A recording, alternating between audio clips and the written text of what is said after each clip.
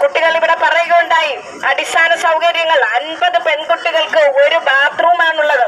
ആലോചിച്ച് നോക്കൂ, 50 പെൺകുട്ടികൾക്ക് ഓരോ വീടുകളിൽ ഇന്ന് 3ഉം 4ഉം ബാത്റൂമുകൾ. ഈ മന്ത്രിമന്ദിരങ്ങളൊക്കെ നമ്മൾ പരിശോധിച്ച് നോക്കൂ, എല്ലാ 5 വർഷം കൂടുമ്പോഴും ലക്ഷക്കണക്കിന് രൂപ മുടക്കി അവർ അത് മെയിൻ്റനൻസ് ചെയ്ത് ആവശ്യമുള്ളതെല്ലാം ഉണ്ടാക്കിയെടുക്കുന്നുണ്ട്. പക്ഷേ ഈ പാവപ്പെട്ട കുട്ടികൾ പഠിക്കുന്ന ഈ നഴ്സിംഗ് കോളേജ് എന്ന് പറയാൻ റോഡിന്റെ നടുക്ക് ഒരു വാടക കെട്ടിടത്തിലാണ്. യാതൊരു തരത്തിൽ അത് അധ്യാപകർ പറയുന്ന കാര്യങ്ങൾ കുട്ടികളിലേക്ക് കൺവേ ചെയ്യുവാൻ അല്ലെങ്കിൽ വിനിമയം നടത്തുവാൻ പോലും സൗകര്യമില്ല അവിടെ.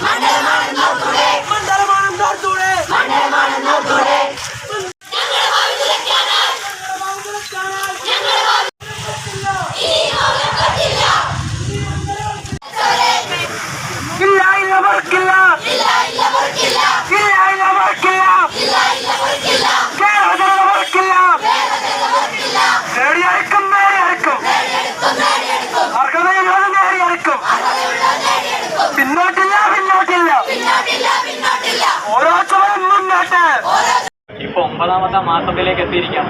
അപ്പോഴാണ് പിള്ളേർ ഇത്രയും പ്രതിഷേധത്തിലേക്ക് തള്ളിവിട്ടേക്കുന്നത്. വിദ്യാർത്ഥികളാണെങ്കിൽ പലതവണ ആരോഗ്യമന്ത്രിയെ വന്നിട്ട് നേരിട്ട് കണ്ട് നിവേദനം നൽകിയിട്ടുണ്ട്. എന്നിട്ടും പക്ഷേ ഇതുവരെ ഒരു മറുപടിയും കൊടുത്തിട്ടില്ല. ഇങ്ങനെ ഈ വിദ്യാർത്ഥികൾ എന്ത് ചെയ്തു, സ്റ്റുഡന്റ് നഴ്സസ് അസോസിയേഷൻ കേരള സ്റ്റേറ്റിനെ കാര്യം വിവരപ്പെടുത്തിയിട്ടുണ്ടായിരുന്നു. അപ്പോഴത്തേക്ക് നമ്മളാണെങ്കിൽ മന്ത്രി വീണ ജോർജിനാണെങ്കിൽ നമ്മൾ ജിമെയിൽ അയച്ചിട്ടുണ്ടായിരുന്നു ഇവരുടെ പ്രശ്നങ്ങൾ പരിഹരിക്കണം എന്ന് പറഞ്ഞിട്ട്. അതിന് നമുക്കൊരു പരിഹാരം കിട്ടിയിട്ടില്ല.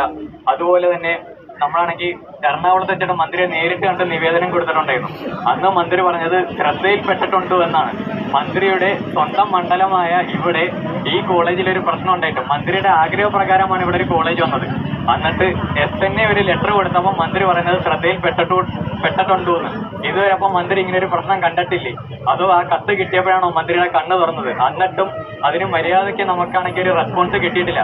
ശ്രദ്ധയിൽപ്പെട്ടു എന്നല്ല, നമുക്കറിയേണ്ടത് വിദ്യാർത്ഥികളുടെ പ്രശ്നം എങ്ങനെ പരിഹരിക്കും, എന്ന് പരിഹരിക്കും എന്നാണ് നമുക്കറിയേണ്ടത്. നമ്മളെല്ലാവരും പറയുന്നത് കേരളത്തിലാണ് നഴ്സിംഗ് വിദ്യാഭ്യാസം നല്ല രീതിക്ക് നടത്തുന്നതെന്ന്. എന്നാൽ ഇവിടെ എന്താ നടക്കുന്നത്? ഇവിടെ നല്ലൊരു വിദ്യാഭ്യാസം നടത്താൻ വേണ്ടിയിട്ട് പിള്ളേർക്ക് കോളേജ് കെട്ടിടമില്ല, പോസ്റ്റിങ്ങിന് വേണ്ടിയിട്ട് ഒരു ബസ് സൗകര്യമില്ല, 60 കുട്ടികൾക്ക് വേണ്ടിയിട്ട് ഒറ്റ ടോയ്ലറ്റാണ് കൊടുക്കുന്നത്. ഇത്രയും പെൺപിള്ളേർ പഠിക്കുമ്പം ഒറ്റ ടോയ്ലറ്റ് മുറി മാത്രം ഗേൾസിന് കൊടുക്കുമ്പം അതെങ്ങനെയാണ് അവർക്ക് ആവശ്യങ്ങൾ നിറവേറ്റാനായിട്ട് സാധിക്കുക? അങ്ങനെയാണ് നമ്മൾ SNA ഈ സമരത്തിന് മുന്നോട്ട് വന്നത്. നമ്മൾ എന്താ ചെയ്യുക എന്ന് വെച്ച് കഴിഞ്ഞാൽ ഈ കേരളത്തിലുള്ള എല്ലാ വിദ്യാർത്ഥികളും അവരുടെ അവകാശം ഞങ്ങൾക്ക് വേണം പുതിയൊരു ക്യാമ്പസ്, ഞങ്ങൾക്ക് വേണം കോളേജ് ബസ്, ഞങ്ങൾക്ക് വേണം ഹോസ്റ്റൽ സൗകര്യം, വിദ്യാർത്ഥിക്കും നിങ്ങളറിഞ്ഞോ നാട്ടാരെ, നിങ്ങളറിഞ്ഞോ നാട്ടാരെ, മന്ത്രിയുടെ മണ്ഡലത്തിൽ പഠിക്കാൻ വന്നവരാ ഞങ്ങളുടെ ഭാവി തകരുമ്പോൾ എന്റെ മന്ത്രി ചലിക്കാത്തെ, എന്റെ മന്ത്രി ചലിക്കാത്തെ ഉരിഞ്ഞു പിടിക്കും കൈകളോ, ഉരിഞ്ഞു പിടിക്കും കൈകളോ, ചുരുട്ടി പറയുന്നു, ചുരുട്ടി പറയുന്നു.